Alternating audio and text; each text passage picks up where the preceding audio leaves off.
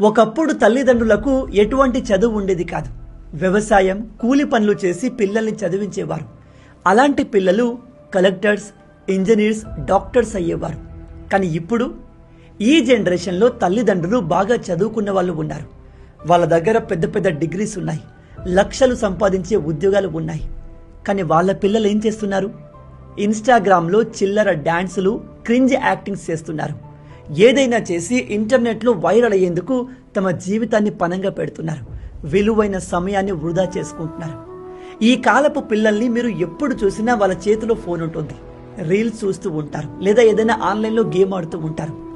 కానీ ఒకసారి చైనాలోని పిల్లలు ఏం చేస్తున్నారో చూడండి. చైనాలో 18 ఏళ్ళు వచ్చే వరకు సోషల్ మీడియా యూజ్ చేయడానికి లేదు. అంతకన్నా తక్కువ వయసున్న పిల్లల్లో సోషల్ మీడియాను బ్యాన్ చేశారు. చైనాలో ప్రైమరీ స్కూల్స్ నుంచే పిల్లలకు కోడింగ్ నేర్పిస్తున్నారు, ఆర్టిఫిషియల్ ఇంటెలిజెన్స్ నేర్పిస్తున్నారు. ఫిజికల్ గా బాగా యాక్టివ్ ఉన్న పిల్లలకి ఫిజికల్ ట్రైనింగ్ ఇస్తున్నారు. డిఫరెంట్ స్పోర్ట్స్ లో వాళ్ళను ట్రైన్ చేస్తున్నారు. అక్కడి తల్లిదండ్రులు కూడా పిల్లల విషయంలో మంచి అవేర్నెస్ ఉంది. వాళ్ళ పిల్లలకు మొబైల్స్ ని కాదు, జీవితంలో ఏదైనా సాధించి సక్సెస్ అవ్వాలి అనే మిషన్స్ ఇస్తున్నారు. కానీ మన దేశంలో పరిస్థితులు ప్రమాదకరంగా మారాయి. మీరు నమ్మరు, ఈ జనరేషన్లో ప్రతి టీనేజర్ స్క్రీన్ టైం మినిమం 4 నుంచి 5 గంటలు ఉంటుంది. అంటే అంత సమయాన్ని వాళ్ళు మొబైల్ ఫోన్లో గడుపుతున్నారు. లక్షల మంది పిల్లలు ఫిజికల్ యాక్టివిటీస్ కి కంప్లీట్ గా దూరం అయిపోయారు. చాలా మంది 18 ఇయర్స్ కంటే తక్కువ ఏజ్ లోనే కంటెంట్ క్రియేటర్స్ గా మారుతున్నారు. దానికోసం ఎడ్యుకేషన్ ని వదులుకుంటున్నారు. వీళ్ళు జీవితంలో ఏం క్రియేట్ చేస్తారు?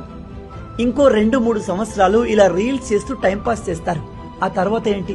ఒకప్పుడు గల్లీలో పిల్లలు బ్యాట్స్ పట్టుకొని గ్రౌండ్ కి పరిగెత్తేవారు. కానీ ఇప్పుడు రోడ్డు పక్కన పార్క్స్ కి వెళ్లి రీల్స్ చేస్తున్నారు. ఈ ట్రెండ్ అస్సలు మంచిది కాదు.